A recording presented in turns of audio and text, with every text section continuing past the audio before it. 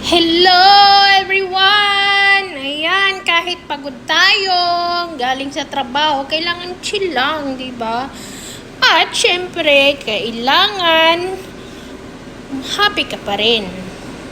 Kasi, pasalamat tayo dahil may trabaho tayo. Yung iba nga dyan, hirap magkahanap ng work, kaya magpasalamat tayo anong meron tayo.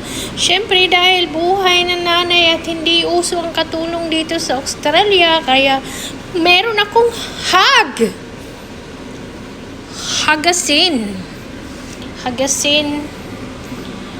at syempre dahil masipag naman ako, char lang, magluluto din ako, dahil yung anak ko galing sa school, gutom na daw siya. So magluluto tayo ng nilagang baka.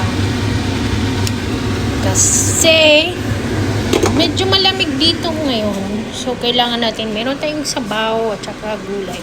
Naku, pasensyahan nyo na ako guys, kasi hindi pa ako naligo, diretso sa kusina.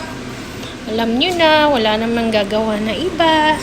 Kaya, shoutout dyan sa mga masipag na nanay na kahit nagtrabaho, buong maghapon, or sa mga nanay na sa bahay, nag-aalaga ng mga anak nila. Siyempre, huwag nyo kakalimutan din, mag-ayos sa sarili, kahit gaano tayo ka-stress, or pagod. Kaya, have a nice day!